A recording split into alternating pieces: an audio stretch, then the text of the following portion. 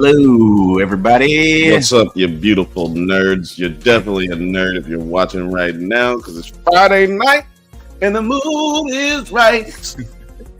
That's right, guys. If you can't tell from the thumbnail, we're celebrating our one. It's a celebration, bitch. Nerds Nite has finally gotten up to 1,000 subscribers. So, guys, thank you so much for all of. Wait, your ass up. Yeah, we really appreciate all the support and obviously all the subscribers. Ever since we decided to start this little channel with our friends over at Nerds Nite. Shout out to Nine. Shout out to moneyblakeweather, who's been putting in some serious work. Shout out to Terry. Thank you, Rachel V. Rachel! Thanks for showing up. Yeah, it's been a pretty exciting time. Like ever since we met the 9 Nerd Yards crew and linked up and start creating some content, talking super nerdy shit. It's been super fun ride. How do you feel about just this milestone and just like meeting the 9 Nerd Yards crew and collaborating on the Nerds at Night channel? Bill, how do you feel about just the last 6 months? Man, it's been almost a year. Almost a year, actually. I was about to say, you said 6 months. That was 6 months ago. Mm-hmm. We have gotten to know the 9 Nerd Yards crew very well. We really, for y'all who don't know, we didn't know the 9 Nerd Yards crew, KirstYn, Blake, Jeff, producer T, 9. We didn't know none of them until around March, like around this time last year. Yeah. At this time last year. Around this time last year, we did 3 episodes of Mandalorian by ourselves, and then they asked us to come on theirs, or we asked to go on there. I don't know how that went down, but we ended up doing their show and being reoccurring guests, and the rest is history, baby. We worked so well together. It's weird. Yeah. We all act like we known each other for years, but they were so comfortable with us that we felt like they were so comfortable with each other. Yeah, that they known each other for years, but actually they don't know each other at all. They just met each other months before that too. So it just goes to show you, you got to find, when you find yourself around some good people, stay with them people. You know what I'm saying? It's because it's hard to find a connection like that. People don't just be popping up and get a connection like that. Yeah. Yes. Reminds me of a quote from my favorite president, Jed Bartlett from The West Wing, played by Martin Sheen. His quote was, "I love to surround myself with people who are smarter than me." And I'm very glad that we ended up linking up with the 9 Nerd Yards crew, because I was a fan of 9 Nerd Yards for a while. And I just, pulled up from the logo, took a shot, and was sent 9 a message. It was like, hey, man, you want to join? You want to hop on the Drunk Banthas podcast and join in on this nerd talk? And, we send out a lot of messages to a lot of YouTubers, seeing if they want to join the discussion on the podcast or does it hold up. But surprisingly, 9 messaged back. I think he said, it was just one sentence. It said, "I would love to be a part of this." Oh, shout out to yeah, I'm sorry, I didn't mean to. No, you're good. Hold on, read this one, Alex. Books, Gers, and Purrs says, "Congrats! I saw both of you on Movie Files. You two are such a joy." Thanks so much, Books, Gers, and Purrs. God, that's a great name. Books, Gers, and Purrs. Books, Gers, and Purrs. Good. Oh, that's a good it's a tongue twister. Yeah, it's a good warm up for my voiceover class. Book, Gers, and Purrs. Book, Gers, and Purrs. Cow now, brown cow. Blah, blah, blah, but yeah, it's been a really fun year with the 9 Nerd Yards crew and creating more of the live stream content for Nerds at Night. It's been a revolutionary year, and we're just excited to grow even more, do some more shit, do some more crazy projects. Books, Gers, and Purrs, also known as BGP, says, "LOL, love BGP. The tongue tie." BGP is just hit the club. BGP just hit the club. Yeah, it's been a really great year. One thing that came from 9 Nerd Yards, hanging out with that crew, is like honestly learning a lot about YouTube. Yeah. Right? Yeah. What it's capable like of. Learning a lot about YouTube, learning about it's like learning about something that you already knew about. It's like getting a degree in calculus. Like we knew about math. I know math. Right. I don't even know real good math. Algebra, geometries. I can even do chemistry math. Oh, I can't. You know what I'm saying? That's science math. That's science math. I know math now. That's too much. But then a nigga show you calculus and you say, whoa. You know? Right. You've been doing physics. You've been doing physics math. You good with that. But they bring out that calculus and you say, God damn. Y'all be doing that? Yeah, right. And that's what they did, you know, pull out the calculus on us, pull the what you call it, the behind the curtain, remove the veil. Yeah. And showed us how to really, you know, just really do what we was already doing more consistent. You know, we're not really suave with the technology and the new types of technology that you can use because it's just so much of it out there. And yeah, man, it's been a fucking blast. Also, another thing that came out, like we was working on before we met them, but then we didn't have a name for it yet. But oh yeah, it was does it hold? I can't remember if we did it while we were live or if it was before we actually went live. We were off the live. Oh, it was after the live. And then we were like, yeah, we're working on this show. Or I said it, I think.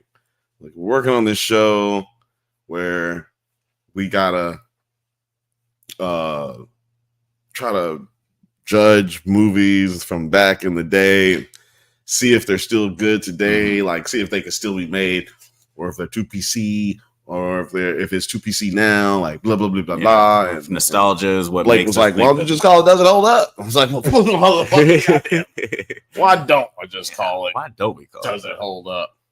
And yes, it's been a really fun series. Like last season was super fun. We had a lot of great episodes, and this season, the numbers have been doing a lot better. I mean, I don't care too much about the numbers. Like you do and you don't, because it's like on the one hand, you just want to have fun and chat about nerd shit with your friends and put it out there and let people who enjoy it enjoy it. But it is cool to see that more people are enjoying it this year. The Last Dragon episode, noticed that over 105% of people are watching after 30 seconds, which is like pretty great. So I just want to shout out all you guys who've been watching all the Does It Hold Up episodes. Absolutely. Yeah. And that means a lot of people have been watching it twice. Like watched it the whole way through and then watched it again. Yeah, 103% is like that doesn't even really exist. Like 105. This nigga didn't do calculus. What I'm to but yeah, man, we really appreciate y'all, man. It's been really fucking dope time. There go 9 right there, 9 nerd yards. You know what I'm saying? Let's go. It's goat time. He's talking about himself. Talking about himself. So I am the goat. I am the goat.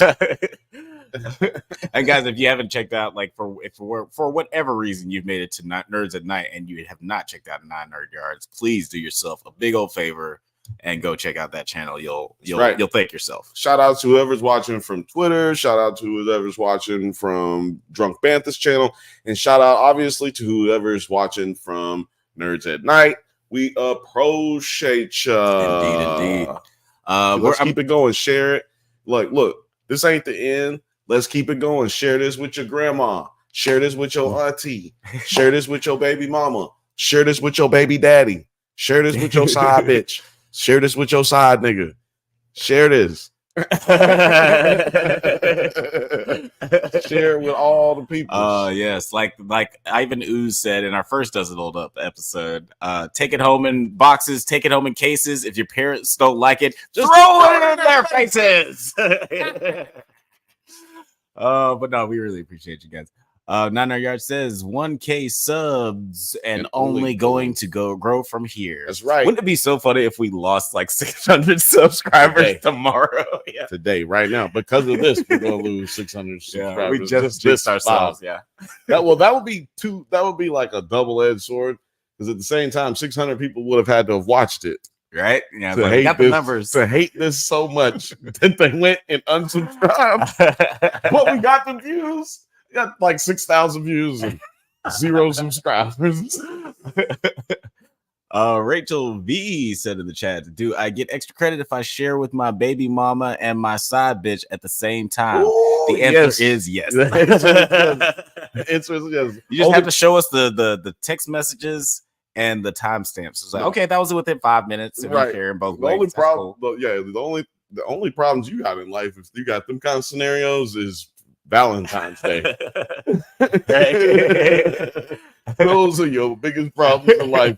Or you just have like the most cohesive relationship ever. You're just like sitting down with your side bitch and your baby mama and your baby. It's like, hey, let's watch a new episode of Drunk Banthas. That's a new meaning of side bitch. Like, yeah, she's literally beside you. Yeah. She's right beside me, baby, right beside me. Would it be like a right hand bitch? No, it's my left hand bitch. No, left hand bitch. I keep my right. That's the female that I'm dating. Is my right hand. Right hand is for the one that I'm dating now. Yeah. Okay. Gotcha. The left hand is for the one. No, I was about to say it's wedding ring rules, but I guess it's opposite of what it is. It's opposite. Yeah, it's opposite. It's the table is on the other foot. Side bitch next to the wedding ring, just so she know. Constantly remind me. No, you second. You will never be on this. You will never get there. Oh my god, that's. I guess should we talk really about any like the projects that we got coming up this year or anything like fun we got coming up? Why? They're not gonna watch it. No, I'm joking. I will say that we got like some great episodes. It doesn't hold up that we're gonna be dropping soon-ish. We got some cool movies coming out, like the new Ghostbusters movie, the new Furiosa movie, Venom, the Deadpool and Wolverine, and to coincide with those great releases, we're going to be coming out with some great Does It Hold Up episodes. We're going to be talking about X-Men Origins Wolverine. We're going to be talking about the first Mad Max movie. We're going to be talking about the second Ghostbusters movie because that's the one that a lot of people don't like. Oh, yes, right. We're going to be talking about Godzilla, the 1990s Matthew Broderick one. Is it technically Godzilla versus Kong 2? Since this is like the second one with both of them. So I will not be fielding any questions. I will just be saying Godzilla. I'm not here to be deposed. I'm just here so I don't get fined. I'm just here so I don't get fined. I'm not going to answer a quiz. I'm not going to do it. I can't do that. I can't answer quizzes. But no, I came here to the Drunk Banthas. Somebody told me we was going to be nerding at night. And that's the only thing I'm here to do, sir. I'm here to nerd at night and chew bubble gum. And I'm all out of bubble gum. Oh, man, I'm throwing out a lot of just nerdy lines. I guess it's that time. This is that time to do that. Rachel V did say, I love those logistics, Bill. You know what I'm saying? Side bitch logistics are some of the most difficult ones in the world to understand. So I do appreciate the appreciation. I appreciate your appreciation. Film Age says Wolverine Origins and 98 Godzilla are pretty dope. LOL. We definitely got one person who's watching. I bet you that means that's gonna be bad. I bet you that means it's bad, but I'm gonna have fun. Oh, those are definitely gonna be fun episodes. Rachel V said, I did actually take a boyfriend and a girlfriend out on the same Valentine's date on 1 year. LOL. Humble brag from Rachel V. She just pulling all kinds of dates. Shout out to you, Rachel V. You're having Rachel V lives a way more exciting life than it seems like she lives an exciting lifestyle. She's got a cat as her as her profile picture. I'm always like in my mind, Rachel V looks like a cat. I know that's not logical. No, but just as the only picture I've seen. She looks like Lil' Kim to you in your mind. No, an actual cat. Well, Lil' Kim looks more like an owl now. Oh, nowadays, yeah, she does look. Yeah, she got weird looking. She's like that character from It's Always Sunny in Philadelphia who's like obsessed with cats. Put it in the chat. She started getting like cat facial reconstruction. She ended up being the creator and lead of that show Working Moms, which is hilarious. She is Ivan Reitman's daughter. Working Is it Moms. Catherine Reitman? Yeah. Working Moms. Great show. Hilarious show. Prostitutes? No, just moms who Just work. happen to be moms working. Yeah. Not working girls, the Showtime series. I don't know if that's a Showtime series. Sounds like a good one. Sounds like I'll be watching. Series. Nine Nerd Yard said y'all gonna be watching the Avatar: The Last Airbender show. Avatar. Netflix. Well, let me tell you something. It's interesting that you said that. It popped up on my Google Calendar alerts or Drunk Bantha Google Calendar alerts earlier this week, or it was yesterday, and I was like, "Oh, Airbender is out, huh?" Mm-hmm. And then Morgan texted me, "Oh, man, first 10 minutes of Airbender is basically the first 10 minutes of the cartoon." I was like, I never watched Airbender. I don't know what the fuck you talking about. But then I asked Alex, I said, "Hey, are we covering Airbender?"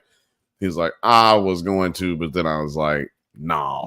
So yeah, maybe we'll talk about it on Tuesdays or something. You know what I'm saying? Maybe I'll give it a little peekaboo. Yeah, a little taste. And it might be a Drunkies nominee for next year. It'll definitely be a Drunkies nominee. Well, there's not a lot of animated TV shows like that. It's not animated. It's live action. I mean, excuse me. There's not a lot of adaptations of an animated series anymore, but now they're coming out with a bunch of them in this year specifically, and they came out with a couple last year at the end of last year.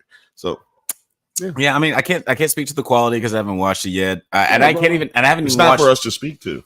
And yeah, and I honestly wanted to watch all of the original series before I watched the new one, just because I do really like the original series. I've seen 1.5 seasons, and I really enjoyed it.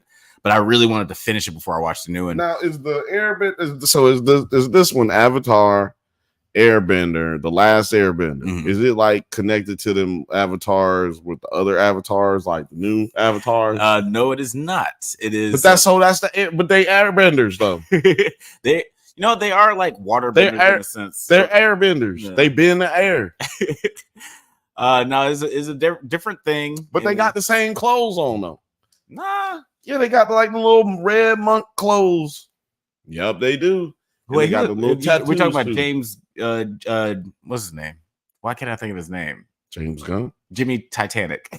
Johnny Storm. Damn, who directed Titanic? Jimmy Johnson. Can't I think of Jimmy's Johns.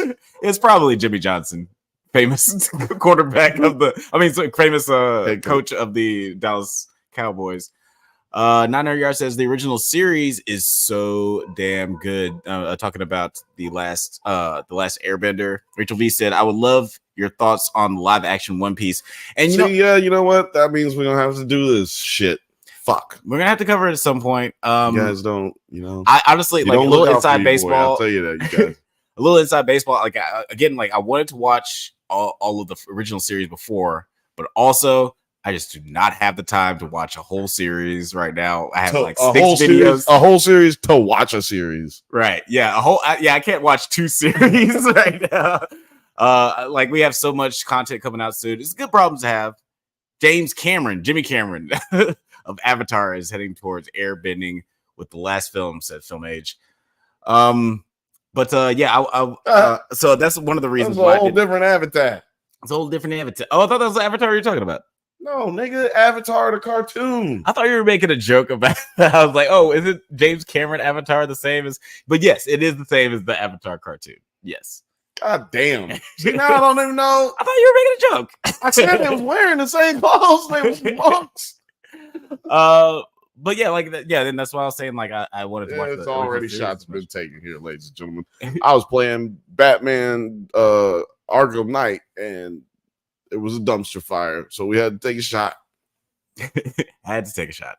I hadn't even seen a dumpster fire in that game before, and then boom. Yeah, it's always in the desolate cinematic cities. There's always got to be one trash can fire or Santa Cruz. Yeah, or downtown, right before you get to the weed shop that we go to all the time. There's always some sort of weird fire. Bad place to take a shot for sure. Terrible place to take a shot. Hold on. Magic touch. Sorry, it makes us go away when that happens. But yeah, it's very, very excited about that. Might have and to, I will say, Nan says might have to do an adaptation live show. that'd be interesting because I will say that as far as the anime live action adaptations, I haven't seen a lot. Like I missed a lot. I think Samurai Champloo was one. Trigon was one. I only watched Cowboy Bebop because I was in love with the original animated series, and I love John Cho. You hated it.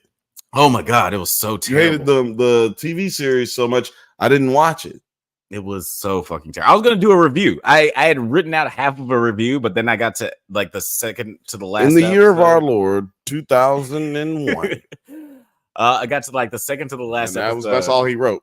He's trying to make y'all think he wrote a whole bunch of shit. I wrote so much shit.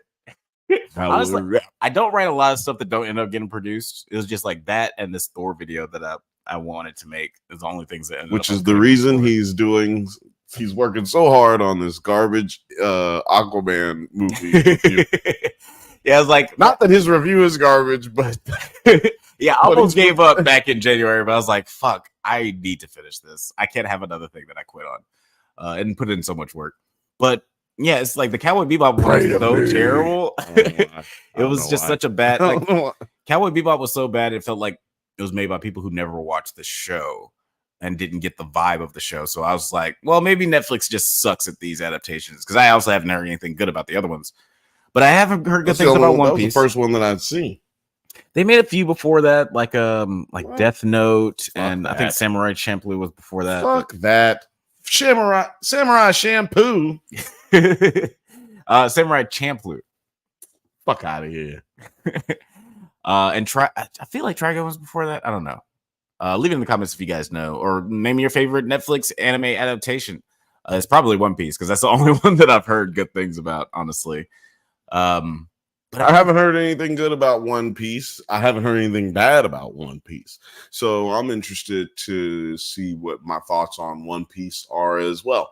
I know it's a anime, right? Mm-hmm. It's one of the longest running animes too. It's just long. From what I know, it's got like 500 episodes. Correct me in the comments if you know. Longer than Dragon Ball Z, goddamn. I don't know. It might be. I don't know. If you combine GT, Dragon Ball, and Dragon Ball Z, I guarantee you it's not.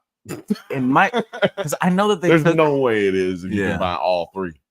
I gotta know. It's like 300 episodes in Dragon Ball Z. 1,100 episodes and still going. Says. Oh, okay. Well, then it's got more. If it's got good googly moogly. I think that's because the consistency of One Piece. Like Dragon Ball Z, they take their stops and starts. They make movies. No, it's because of the Americanization of Dragon Ball Z. Dragon Ball Z became Spider-Man. You know, like it's a phenomenon that always is gonna make money. Yeah, it got more popular than it was expected to be. Okay, and now they just use it and revamp it so many times to try to make it work for whoever the new generation is coming in. It's like it's a gateway drug to anime now. Right. I can see that. As opposed to where it was like one of the top ones at the beginning. You know? Yeah, it's funny because I feel like Netflix is one of the most influential things that's happened in media like in the past 40 years. Huh? What about the Sailor Moon TV? Why? Who ain't asking for that? Where's that?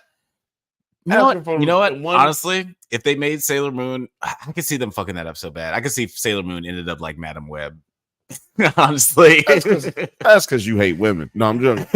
I mean, yeah, that too. No, I do hate it's women, mostly just because Hollywood hates women. There's no way you could fuck up Sailor Moon, in my opinion, today with the technology, with the way we understand it now. You know what I'm saying? People understand how to adapt these types of stories. I just feel like, yeah, it would be pretty damn dope and pretty damn hard to fuck it up. Yeah, just get that song, do it. Don't let Rihanna do it. Don't let Taylor Swift do it. Just get somebody that's nobodies and make that song. Yeah. Don't let Doja Cat do it and put her own fucking spin on it. You just get Y'all let us know in the comments. Y'all want to see? Y'all looking for that? Y'all want to see a Sailor Moon? I want to see a Sailor Moon. One of the things I did like about the Chip and Dale Rescue Rangers movie, actually, I loved a million. I don't want it to be a movie, by the way. I want it to be a TV show. Yeah. You cannot do Sailor Moon as a movie. It worked better as a show. You cannot do Sailor Moon as a movie. Not without some just like unforeseen, unprecedented dedication to the project. Like we are going really slow going. It had to be dedication on both sides, audience and the yeah, it's like the audience is like, we're in for this. This is gonna be slow as fuck for a long time. It's kind of like Doom. Yeah. 2021. Like that was was a really slow movie, but as a viewer, you have to have the patience with the filmmaker. Right. And the filmmaker has to have patience with their process so that it all comes together. We might have to like after the because I've been thinking about doing like ranking videos for the members and shit. I might have to do a ranking video on all the Denis Villeneuve movies because that dude has become one of my favorite directors. Like out of the newer directors. Yeah, Vinny Del Negro. Vinny Del Negro movie. You know what? I always think of like what's his name? Philip Villanueva. He was like an Argentinian basketball player in the NBA. He spells his name the same as Denis Villeneuve. Villanueva. Yeah, Villanueva. He spells his name the same. No. He's I thought he was from Argentina. No, Villanueva. Yeah. No, Villanueva. No, he's just got alopecia. Okay. But yeah, I thought he was from Argentina. But like I always thought his like every time he played for the Pistons. Before Denis Villeneuve got famous, because their names are spelled the same, I just always called him Dennis Villanueva. But then I found out that he's French Canadian, so it's actually Denis Villeneuve. Any of those names right? It's Villanueva. But it's one of the funny things about language because it's like if the guy's French Canadian, you don't pronounce the V and the U and the E or whatever. Yeah, or French, the S. You don't. Yeah. If you're French, you don't. But he's French Canadian. We call niggas over here Louis. I don't know if you noticed that, Alex, but over here we call niggas Louis. Yeah, I'm just saying, like they call him Louis. It's one of the reasons I was confused because I just assumed he was Canadian. I didn't know he's French. I'm just saying, we don't say the names like that. Yeah, we don't do it over here like that. So that's why him Villanueva. Villanueva. I was like, I don't know who he's talking about, but I don't know who he's talking about. Who is Villan? I'm like, is he? I was thinking, there's no way he's saying Villanueva. That's what I was thinking, like for real. Right. Then you said, no, the basketball player. I was like, oh shit, he is saying Villanueva. Filmage said in the chat, Cowboy Bebop is my favorite. Were you talking about the adaptation or? Oh, he said Netflix adaptation. We will differ on that, and we'll fight in the streets, straight up, Michael Jackson Beat It style, warrior style. I don't have the skill. I don't have the skill for that. Bill Mage also says Sailor Moon would be great, but I want a Neon Genesis live action show. That would be interesting. It would take a really particular director to do that. I nominate not Guillermo del Toro because I did not like Pacific Rim other than Hellboy. Really, I liked Pan's Labyrinth. I liked Hellboy. I liked Hellboy 1 and 2. I'm trying to think of something else from Guillermo because I do think Guillermo's great. I think that there's Pinocchio. His Pinocchio is great. Sorry, what was it?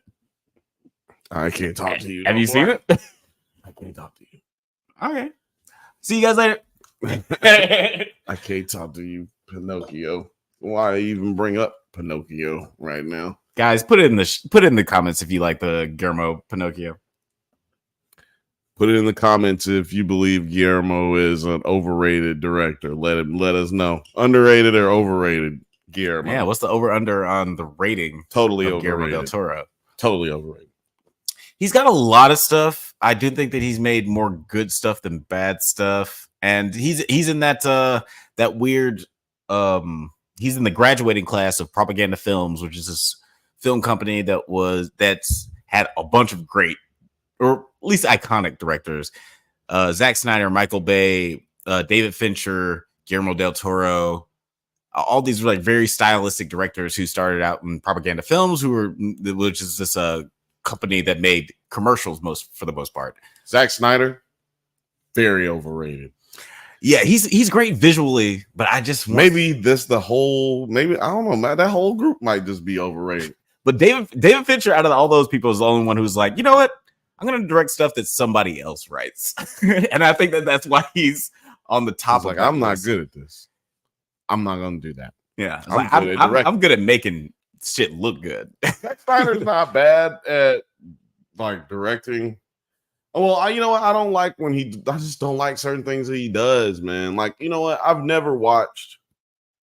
Maybe I'm wrong. I've never watched a Steven Spielberg movie and gone, that was a Steven Spielberg thing. Like Steven, like he don't go to the same well all the time. That nigga do something different. It's different shots. It's imaginative. It's groundbreaking in some cases, like literally groundbreaking. Like I'm doing something ain't nobody ever did before. Yeah, it's imaginative, man. These motherfuckers ain't got no imagination no more.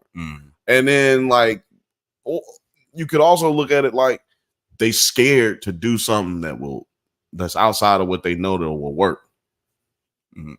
Yeah, I don't know. Maybe I'm just a little too hard on people. No, but Steven Spielberg, you know, I consider him the greatest director of all time, like especially the greatest living director of all time, in my opinion. Film Age says E.T. and Close Encounters is the closest, and that may be true. Those are the closest that like came out back like close, like as far as when they came out pretty close together too. Yeah, and it's definitely like there might also be a limitation of technology that may have caused that too. Yeah, and there are moments like in with the Spielberg Zoom or the Spielberg Wonder that people talk about, but at the same time, if you're not a Spielberg fan, if you're not like a film nerd and you haven't like studied cinematography so you could learn how to be a cinematographer, you don't notice those little things because Spielberg is all about vibes. Like he's able to create those emotionally engrossing moments in his movies without it seeming samey, without it being like, oh, I saw this trick in the last movie.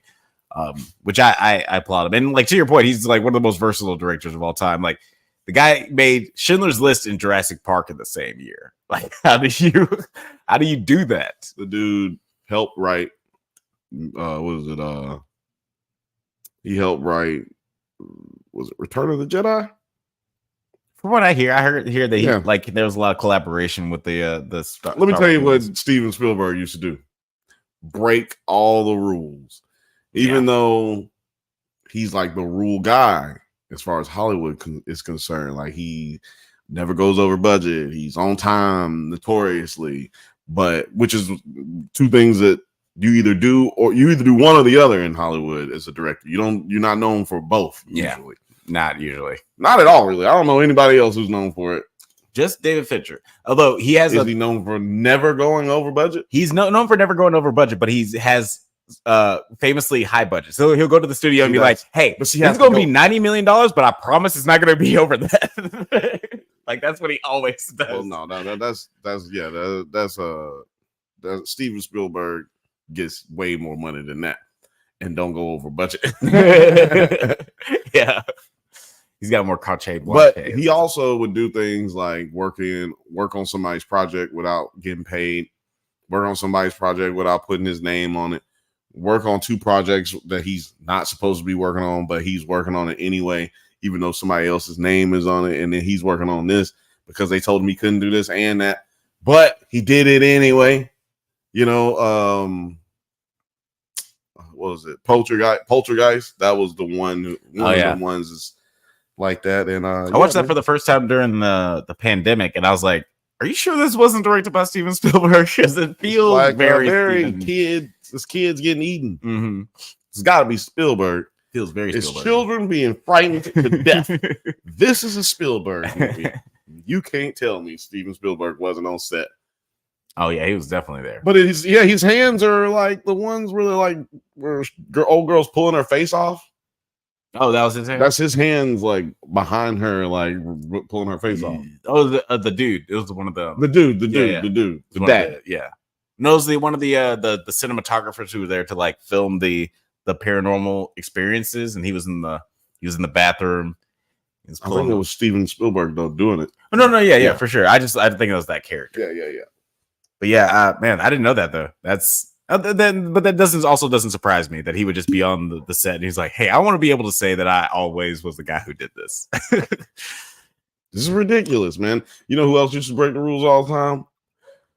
Spike Lee. Spike Lee. Look, this is for you guys who are out there dealing with studios or, you know, aspiring to deal with studios and make movies. Like, this may be a good trick for you to pull if you can still these days. You know, you got to see the dailies when you're doing your set work. You know what I'm saying? You're a director. You out here catching these shots, getting these scenes collected, but then you got to send that information to the producers, the executive producers, because they got to see what you've been working on. Where's my money going to? Yeah. Well, certain things are set for certain dockets. So they're like, we're going to do this scene this day, this scene that day. And they would tell Spike Lee, look, you can't have this scene. We're not going to budget out for that. You're going to you got to take this out. Yeah. He'd be like, no, I'm not taking that out. And they'd be like, no, you got to take it out. He'd be like, no, I'm not taking that out. And they'd be like, yeah, you got to take that out. He'd be like, no, I'm not taking that out. And they'd be like, you got to take it out. He's like, okay, cool. I'll just take it out. Yeah. And then he wouldn't take it out. Sorry, that was a Spike Lee thing. If y'all don't know Spike Lee, I just did a Spike Lee. But yeah, so then he would say he was going to take it out. He would shoot it anyway and rename the dailies. You know, it's funny because he definitely had to work so hard to get his shit made. He's definitely in my top 10 directors of all time. Though I don't know I know that Steven's my number one, but I don't know where the rest of them fall. Like, I know Christopher Nolan, Denis Villeneuve, David Fincher are all in there, Spike Lee, Quentin Tarantino, but I don't know where they land right now. But yeah, he had to work so hard. None of those guys have been able to do documentaries and comedies and action movies and just like a drama movie. None of them have been able to do this, the wide reach, the depth that Spike Lee has. Spielberg is the only person who's also been able to do that wide reach. I forget what documentary he did. And Martin Scorsese. What documentary did he do? He's definitely done a documentary. I can't remember. I ain't seen Scorsese do no documentary. Scorsese did a documentary on the Rolling Stones. That's not that movie. I've seen that. I know. I saw that. That was not good. I mean, and you'd ask if it was good. No, I wouldn't even call that. I mean, look, I barely put that in a documentary form. It's just literally just some. Man, it's more like remember what's that shit that they call, because they don't call that a documentary, like when they do the like True Life, or fuck yeah, like VH1, behind the music shit. But low-key, that was just like a documentary series. They would have called that a documentary series today. I don't think they would, because there was documentaries back then. I don't think they would. There weren't documentary series back then. Yeah, there was documentaries back then, so they definitely would have called it a documentary series. And I don't want to say there wasn't documentary series, because they had things like National Geographic and Discovery Channel that did have documentary series. Yeah, you're right. It's just one of the popularized. It's just a pop culture thing. Yeah, and by the way, there's a lot of documentaries out there that shouldn't be getting called documentaries because they just VH1 behind the music type shit. Yeah, and to me, that's not a documentary. That's a fucking it's a big music video. Yeah, you know what I mean? Like, it's just a big music video. It's a big, what do you call it, circle jerk. That's not a real documentary. You're not learning anything. You just seeing a celebration of people celebrating the same thing. Like, I need to give me the dirt. Yeah, because actually the VH1 behind the music for Rolling Stones on VH1 is better. It's more informative than the one that Scorsese did. I'm sure it is. Yeah, and Spike Lee trumps him because he did 4 Little Girls. I didn't see Four Little Girls, but I did see When the Levees Broke. And that was sensational. Like, it was one of my favorite documentaries of all time. Film Age says no Kubrick. Blasphemy. LOL JK. No, Kubrick is definitely in my top 10. He might be in my number 5. You two, he just might be just old. Like my permanent number 5. See, y'all old. Who watches Stanley Kubrick? Y'all old ass niggas. No, I'm joking. When I was trying to be a cinematographer and like trying to learn the game, like David Fincher and Kubrick were like the two people that I was obsessed over because I just loved the way that their movies looked. I thought they were just perfect looking movies. Like, you can say what you want about the stories, but all those movies are just look perfect in my opinion. So I would just visually, there are no perfect movies except for Empire, but Empire, both of those guys. Yeah, Empire with John Leguizamo is absolutely perfect movie. We should do an Empire versus Empire Strikes Back live. Empire Strikes Back. That's what you was talking about? Yeah. I've said it in so many movies. There's no such thing as a perfect movie except Empire. Empire, yeah. You was always talking about Empire with John Leguizamo and Fat Joe and Tretch. That's the movie you were talking about. Empire is a pretty darn good movie. I need to rewatch it. I haven't seen it since college. Empire. I watched Empire in 1 year, like probably 400 times. And yes, I realize that's more than days that are in the year. But what you don't understand is that I didn't have cable for like a year. Hey, yeah. I actually remember that DVD case. It was caked with weed resin after a while. So you break up enough weed on that shit, and just like you can't even see John Leguizamo's face. That's all you can see was John Leguizamo's face. I make sure that I wipe the weed off so you don't get up. But also, John Leguizamo, really fucking dope job. Probably his best performance. Probably. Like, he's a great actor. He's one of the most fucking underrated. Phenomenal actor, and which is why I'm saying, like, that's a big deal. What I'm saying, the love I'm giving the movie right now. Empire may be the best fucking movie of all times. Hand me that laptop. Oh, okay. I was like, actually, hand me the laptop because I'm gonna just do it from over here. Well, while you're looking up what you're looking up, I do want to say that dead. I don't feel like charging it. I'm curious who your favorite director is. Do you have a favorite director? Nope. No? Nope. Okay. Yeah, Steven's probably my favorite. David's probably my number 2. I don't hold favorites, man. You know why? If you get favorites, somebody gonna let you down, man. Don't let you down. I'm just trying to tell you, man. One of the things, like as far as favorites go, is you have the faith to it's like they built up enough goodwill to where you can enjoy their stockpile of content, man. And then like if they come up with something new, you'll go see it. But it's like you're able to. It's like, okay, that's that's great, that's good, that's bad. But no matter what, like they've had a bunch of shit that I really really liked. Case in point, Steven Spielberg. He's made some movies that I've never seen. He's made some movies that I don't like. But Fabelmans and West Side Story, like I was assuming it's like maybe he's burned out. He's not that great anymore. Those movies are fantastic. Martin Scorsese, Killer So the Flower Moon, nigga still got it. Well, I mean, this is the thing. How do you lose it? As like, okay, people say he still got it. Well, he's a director. It's not like he got to fucking do a double crossover move to get to in a fucking Euro step to get to a good movie. Right. Like he ain't trying to tackle nobody. Like he ain't got to run a 40 mile or like 40 yards or nothing like that. Like he ain't running no bang eights and wheel routes. That's an interesting thing. No, that's an interesting thing to talk about because a lot of people say, like directors, they have a hot run and then they lose their momentum. He had a hot run. But it's one of those things. It's like it's just one of those things as far as talent goes, and an artistic output. You can't keep creating consistently amazing things. Like You know, You can't. sometimes you have a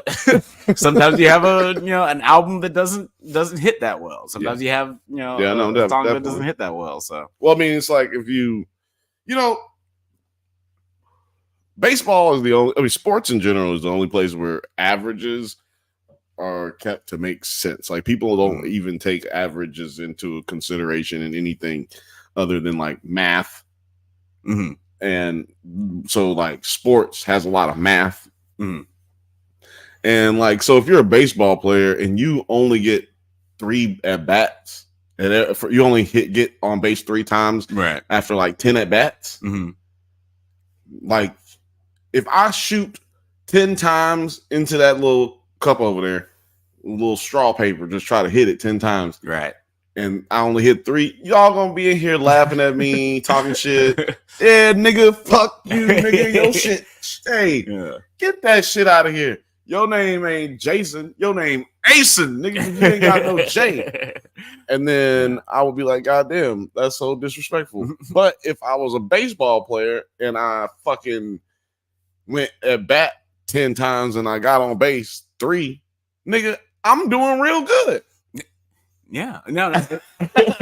So if I make 10 movies and 3 of them is good, you coming out ahead. I'm coming out ahead. And a lot of the people that you name, they got like 3 bad movies, and then they did all the other ones was good, and niggas is like, fuck that nigga. And sometimes it's like the other way around. Might like, not be that good, man, because he ain't got like a whole bunch of them. Yeah. I mean, well, like it's one of the interesting things about. I'm sorry, Guillermo. Friend of the show. Yeah, Guillermo does have a bunch of shit, but it's one of those things where it's like creativity is hard to quantify because like when it comes to physical performance, especially just like in sports, we like to analyze this and that. But even when it comes to movies, it's like this and that. It's like this and like that and like this and even when it comes to you can get with that. You can get with this and you can get with that. Wow, how many this and that Black Sheep songs were there in the 90s? It's like this and like that. Honestly, yeah, this is probably like a whole YouTube video about this and that. This and that, the YouTube 90s story. That would be amazing. But I like it's one of those things that's hard to quantify because like when it comes to creativity, we all understand that there are like, movies like Hook, incredible movie, didn't do well at the box office. Didn't do well. A Vigilante is like this movie that I watched recently for like the 16th time. Incredible movie, widely critically acclaimed. Nobody saw it. But it's one of those things. It's like when it comes to creativity, there's a whole lot of factors that come into place.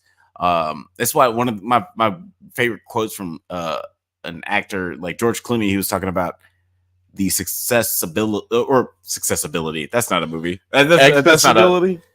You know what? That's a word that I'm going to create right now. Successibility. The successibility of movies. Your ability to be successful, even though you're a shit director.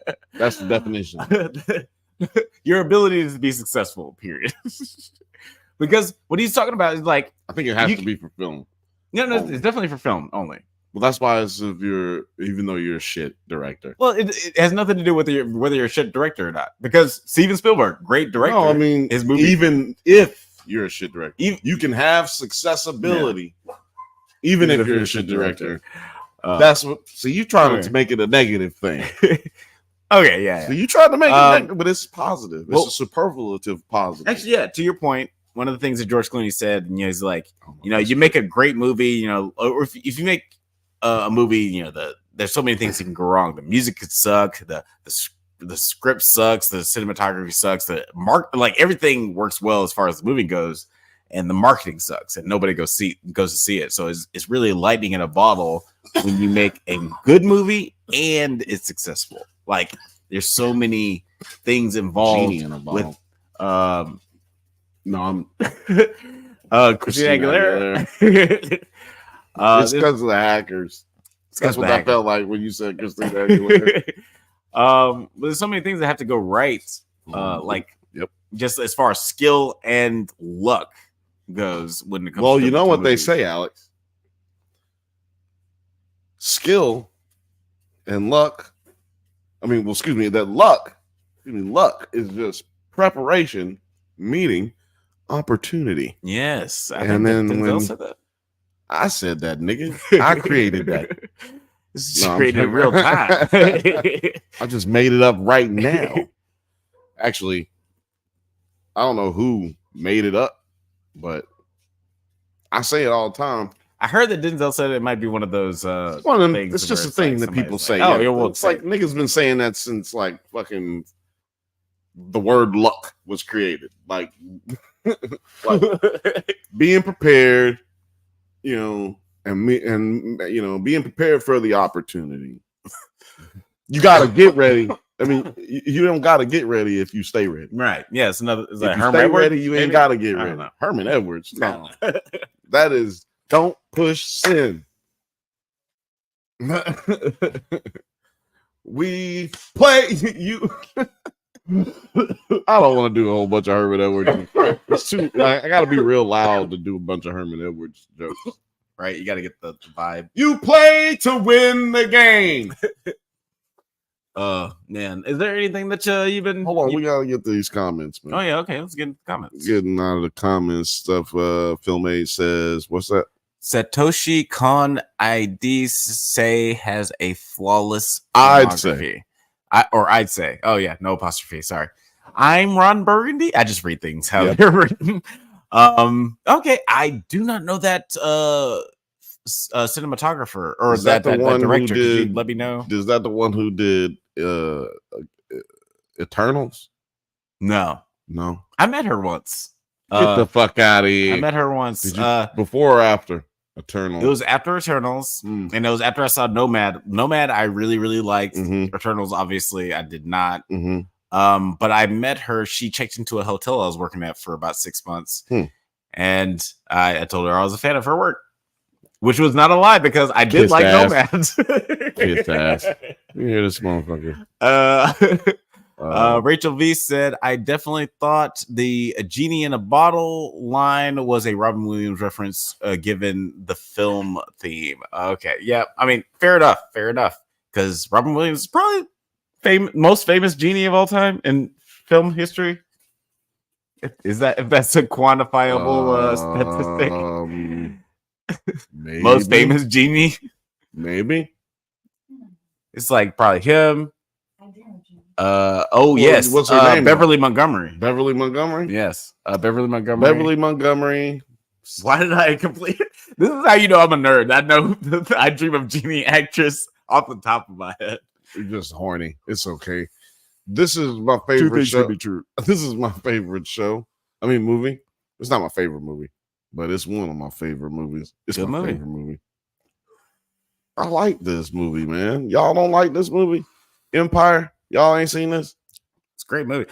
We should get the host of there's a podcast out there called John Leguizamo, where these guys, these two Australian podcasters or comedians do a podcast about everything that John Leguizamo has it's ever not Minty, done. Is it? Minty ain't one of them, is it?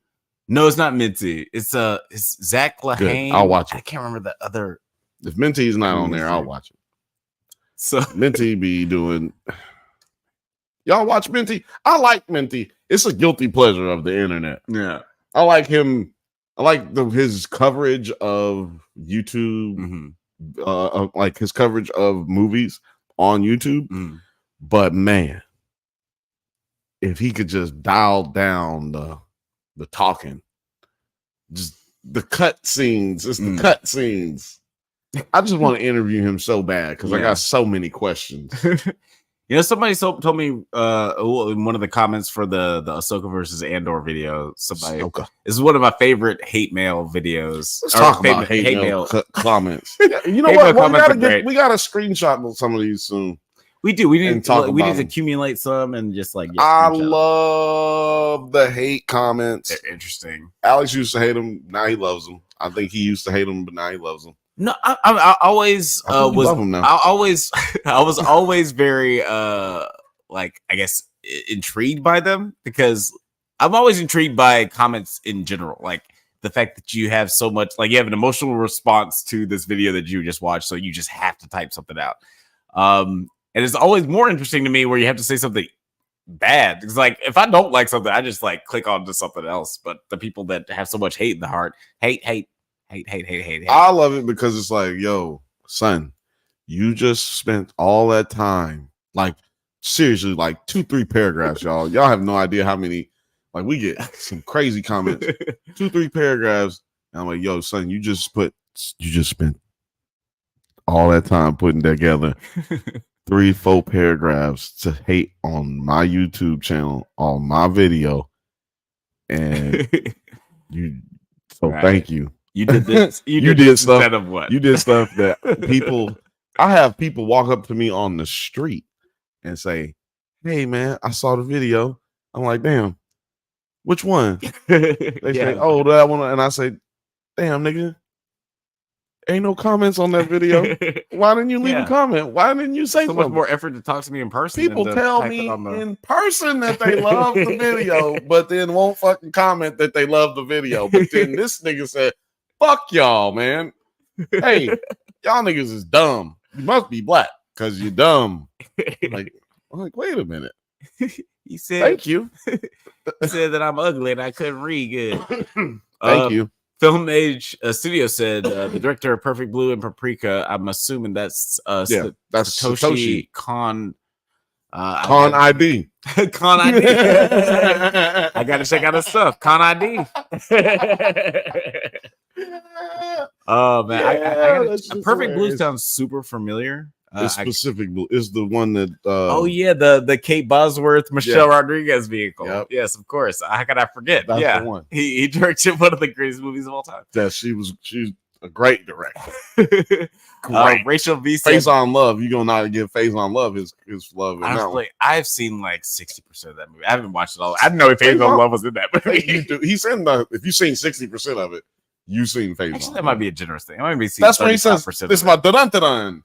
Dun-dun-dun-dun." He got on the banana hammock. That's where that come from. Oh, he is in that. Okay, that's where it come from. Yeah, I completely. He's playing a football player. How many times has Face on Love played a football player in a movie? He's just got that football player vibe, I guess. He's just a big ass black dude. Is that what you're trying to say? He's just fat black nigga. He's got the energy of this, like your jovial, like he's a what's it called? Sherman Oaks? Something Sherman. Why can't I think of his name? What are you talking about? From Seattle Seahawks. Oh, Richard Sherman. Richard Sherman. He's got like the Richard Sherman, or I don't know. Name another character. Playful. He's crazy. He's jovial. Yeah, he's like you should just say Shannon Sharp. Everybody love Shannon Sharp. Shannon Sharp. Yeah, everybody love me. He's a fat Shannon Sharp. At least he's chubby. He's chubby now. He's chubby now. Yeah. He's always been. Let's not be mean. Oh, okay. We all, we're not gonna buy. We all get in our like late 40s and we get our bellies. Shout out to the God, Face on Love. Yeah, Face on Love. Yeah, we really do love Face on Love. Like you know what I'm saying. I just watched Face on Love and Money Talks. Love over here. I just watched Face on Love and Money Talks just a few minutes, a few days ago. Oh yeah, I forgot he's in that. Rachel V said the only 2 movies I've seen and know John Leguizamo was in are Romeo and Juliet and Violent Night. 2 great movies to see. I mean, honestly, if those are only 2, like you're at the top 5. Yeah, exactly. Honestly. You don't need to really go catch up on anything. He is really, really great. And honestly, their podcast, you guys should go check it out. I'm just gonna be the sponsor for their podcast right now. Because he has he's one of those character actors who was like, oh, he was that guy in that thing, and like he's like a funny part in that one scene, but he doesn't have a lot of leading acting roles, and that being that in like America, you take that with these Australian comedians who have no idea really about American culture, like have a secondhand understanding of American culture. Like nobody knows who John Leguizamo is in Australia, so like it's really funny from their podcast. They like talk about John Leguizamo, and they're just like, I have no fucking clue who that is, because that's crazy. I mean, I don't know if that's I can't say that I need more than those 2 anecdotal opinions. Where they live in Perth. Well, they're both probably live on the comedians, so they Perth go side. around a Look, lot of man, Australia. Australia is fucking huge. So just because they go around, they could go around a lot of places in Australia and never see the whole other side. Never see 3/4 of the whole country. So I'm just saying, it is a little anecdotal. And think about Minty. Minty know who he is. Yeah. That one, look. And that's but also the thing. that's they're on the two you, people who actually who know, because like they travel everywhere. They're right. more knowledgeable. I understand what you're saying, but I just don't believe that they're the only ones who know. They may not know anybody who knows who he is, but shit, I could do that. I could find some people in America who don't know who the fuck John Leguizamo is. Exactly. You guys really got to listen to the podcast. it's. I'm just saying, like, it's just from that anecdotal. aspect. The whole country or continent don't know. No, it's definitely not the whole continent. I'm not like saying nobody in Australia knows, but it's interesting, like the comedians they have on, whether they're Australian or American, the people who aren't as familiar with they should have me work, because they're great. I would love to be on Leguizamo. Guys, if you're out there, if you're listening, you can't be. But please invite us. Why can't they the be? Podcast? They got YouTube in Australia. I'm just saying this is highly unlikely.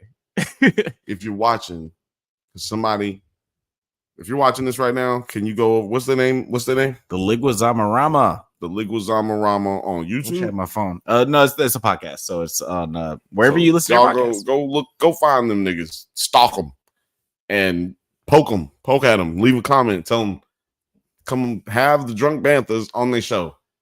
All of you, just tell them, tell everybody. Y'all are watching from 3 different locations right now. Nerds at Night, Drunk Banthas, and Drunk Banthas Twitter. Let's go. Let's get on the John Leguizamo Rama, whatever. And one of the guys, like Zach Lahane. I'm just gonna flame them niggas whole show up. Well, yeah, just so you guys know, they whole show up.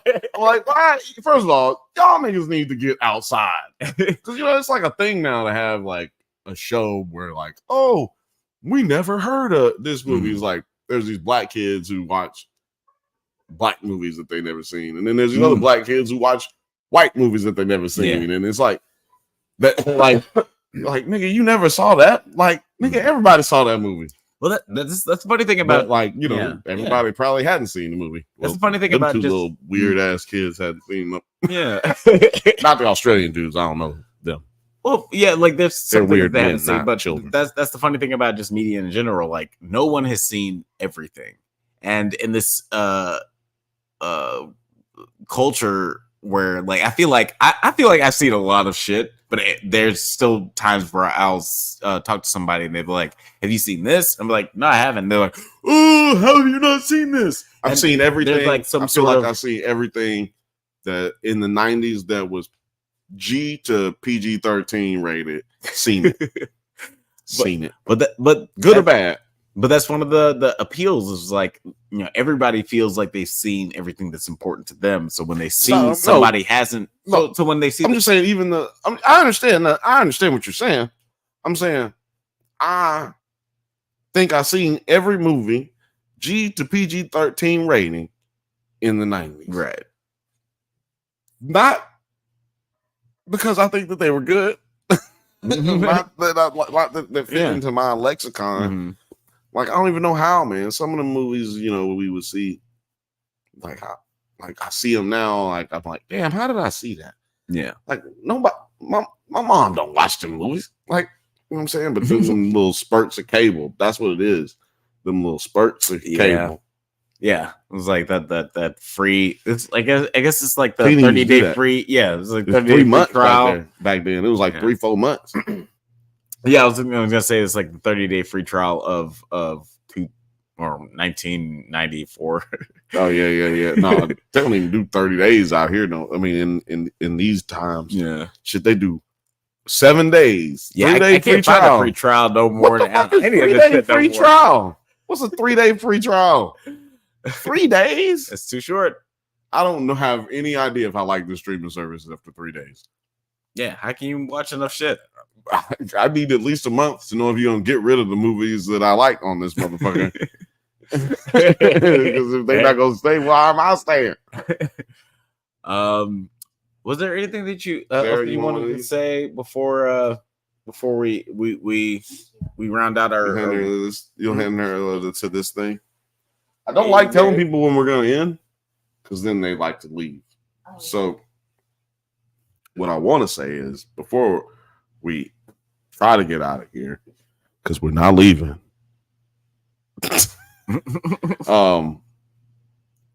We didn't finish talking about what we was going to be doing coming up. No, we talked about a lot of stuff. No, you talked about a lot of stuff, but we didn't finish talking about what else. We just started talking about random shit.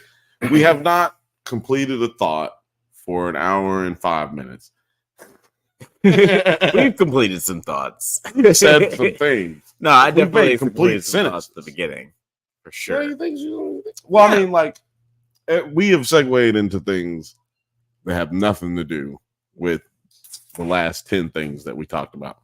Oh, yeah. At least. Yeah, that's true. It's become a more natural conversation. We didn't say 30 minutes. Yeah, we didn't say what TV shows we was going to. You was talking about a lot about Does It Hold Up? Yeah. And the reviews that you're going to be doing.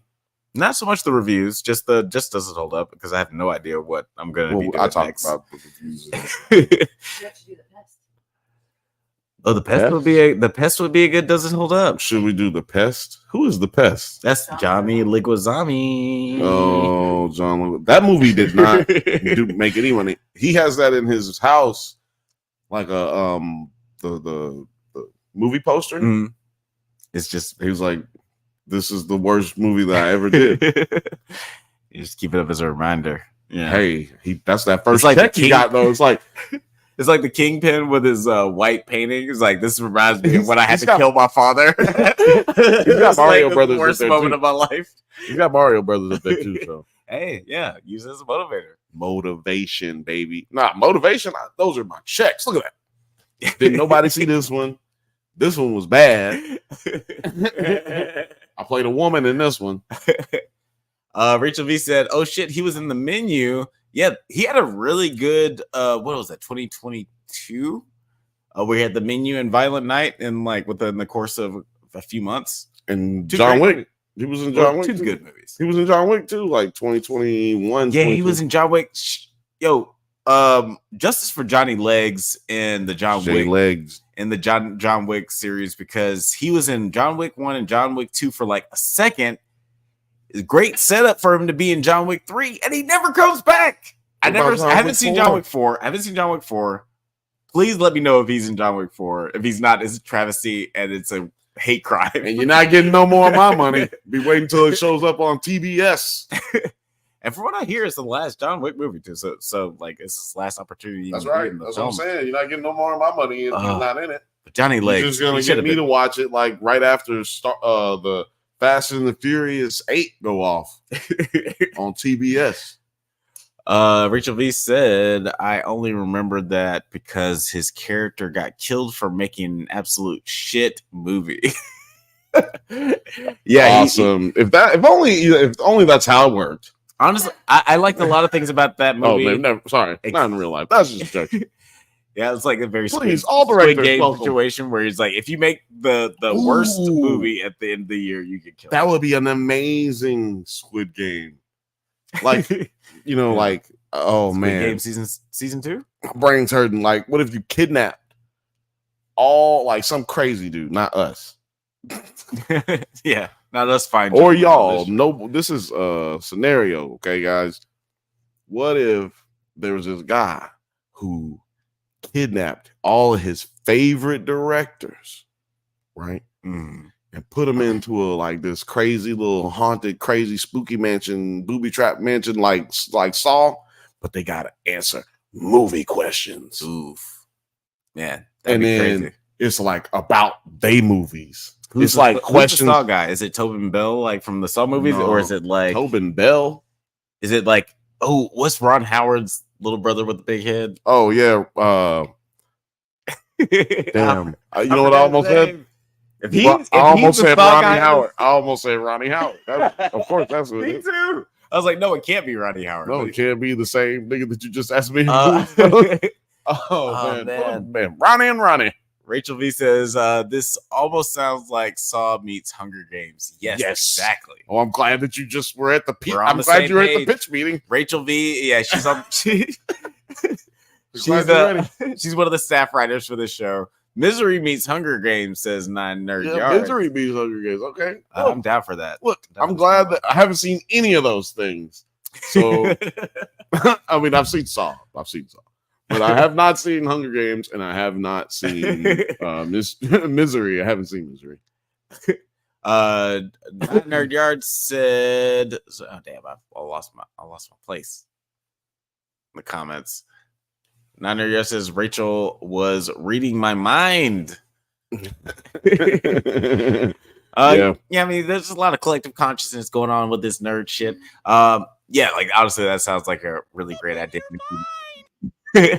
Maybe we need to do like a ranking with that. I don't know. Do you have anything else you want to talk about? Oh man, I was still going with my movie. I couldn't, but I lost my train of thought. Like, if they answer the wrong, all the questions are about their movies, right? And the movies that they stole from. See, because old buddy, he's like, yo, you stole this. I thought that I lived my life off of this. And see, the movie he made, they just criticized it because it was made from all these other movies. They was like, oh, this is a ripoff of this. And then that motherfucker like kidnaps them niggas, makes them answer questions. And then the last one who survived, he is the one who actually had all the dopest movies. And then he come out with a movie about his kidnapping, and that's a whole nother movie. Guys, let us know in the comments if you want us to do like a Dungeons and Dragons style like adventure with this this top 10 directors in a Squid Game situation. We can play out this scenario on a live. Like that honestly sounds super fun. We're gonna play out my movie. Yeah, we're gonna play out your movie in a Dungeons and Dragons type scenario. Oh, Dungeons and Dragons. Yeah, where we just like where we plot it all out. Let us know if that. Well, I'm not. You know what? That. We're gonna do it. I don't care if you guys want it. We're gonna do it anyway. Oh, I know Jeff will be there. Jeff will totally be there. I think Terry will be there. Rachel V said, "Hi 9, we make a good telepathy team. Wonder Twin Powers activate." Rachel V higher, further, faster, baby. Oh shit! Rachel V also said, "Yes, you had me at D&D, and this is an amazing concept." Oh man, director D&D. Philbay says, "Yes, do that." Yes. All right. Well, I have opened up a big can of honestly. If we're gonna just do it for Rachel and Film Age, that would be enough for me too. Like, honestly, we'll do it. We'll do it up. We'll do it. We will do it. We will do it. Fuck. We'll do it live. What y'all need to do is do us a favor and like and subscribe if you've had so much fun with us. I know y'all have fun. We do this never on Friday. Never do this on Friday. We should be recording a Does It Hold Up episode, which comes out this Monday. So look out for that. Nutty Professor. 9Nerd Yards. Yeah, so check us out, man. We're on Drunk Banthas channel on YouTube, drunk_Banthas on Twitter, and Nerds at Night on YouTube, baby. 1K. Look, we got to 1K and we couldn't have got there without you. We couldn't have got there without 9. We couldn't have got there without Blake. Go check out Blake's murder mysteries and his shorts and his videos. Man, you got to go over there and support. Go check out reviews. The Book of Clarence. Book of Clarence and the Mean Girls episode videos, especially really hilarious. Guys, go check those out. And then Terry's got that video. What's it called? Oh yes, he's got like the Black History and viral. Black History of viral moments. Yeah, it's so good. It's informative. It's hilarious. It's Black History Month. It's Black History Month. Black Facts. Also, every Monday we go live on YouTube. 9Nerd Yards. Nerds at Night, at Drunk Banthas. Yeah. We start at 8 p.m. Pacific time. And on Tuesday, we do the same thing, except it's just me usually. It's the Banthas bunch. It's the Bantha bunch. The Bantha bunch. It's more like Mr. Rogers' Neighborhood on the internet, but it's the Bantha bunch. The Bantha bunch. Yes, relatively the same time frame of nostalgia. I just want to bring up a note from books. BGP. Said, did you like The Shape of Water? Because when we were talking about Guillermo del Toro, did you like The Shape of Water? I wasn't a fan. I still haven't seen Pinocchio. Pan's Labyrinth is a fave. I just will say, haven't seen Shape of Water. It was one of the few of his movies that I haven't seen. Pinocchio was incredible. Pinocchio's all right. Pan's Labyrinth was all right. I really, really liked it. Super sad. I thought I was watching. This is not our dog was barking, but it's loud as fuck. Yeah, there's a lot of dogs out there. I thought I was watching a completely different movie when I saw Pan's Labyrinth. I was like, oh, I did not know I was in for this ride, but it's super good. Pinocchio was just incredible. It's a perfect movie. It's perfect. It's incredible. Sorry. Now you say some things.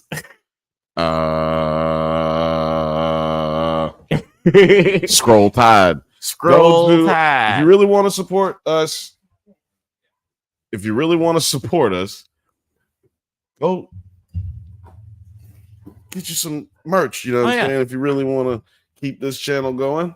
The Non-Nerd Yards is supposed to have a channel. I'm supposed to have some merch too, if I'm not mistaken. I don't know. I can't remember if that's up. I think I think so. But check their shop. Yeah, just tab. Go check their shit. Go look at their stuff.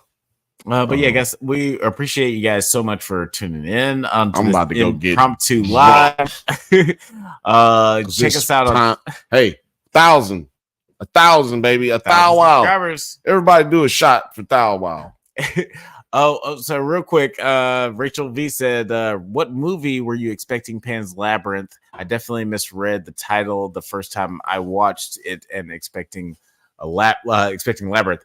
Same, like I was expecting more of like this is gonna be a fun yet slightly creepy, like it's gonna have a lot of creepy imagery, but it's just gonna be like a fun romp with this young kid and maybe some fantastical creatures. Fun romp. I was not expecting just an allegory for romping. Yeah, just the genocide. Like it was just, I hadn't seen this movie. so incredibly sad. Like this movie is sad. Yeah, it was so incredibly sad. And I would like to do a double feature of you thought you were going to see Glorious Bastards, but you ended up seeing Schindler's List. I was expecting to see like the Iron Giant, and I saw Schindler's List. Jesus fucking Christ. And I would like to go to see James and the Giant Peach, but I ended up seeing fucking Schindler's List. Yeah, like it's definitely Iron Giant I was expecting to see, and it got crazy. I would like to do a double feature, a propaganda films double feature of Zack Snyder's Sucker Punch and Pan's Labyrinth, and Guillermo del Toro's Pan's Labyrinth, because they were both trying to achieve different things. Guillermo definitely succeeded where Zack Snyder failed. But anyway, we've been here long enough talking.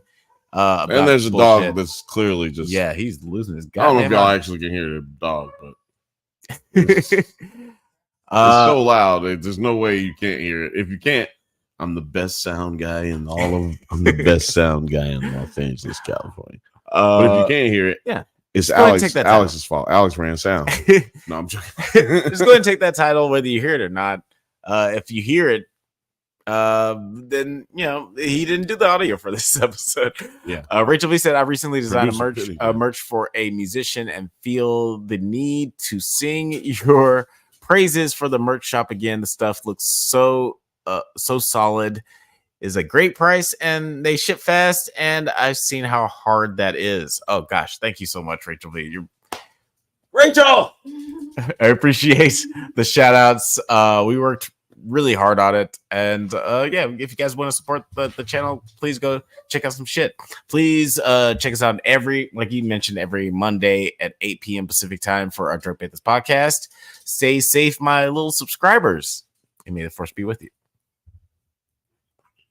Bye, y'all. Have a good night.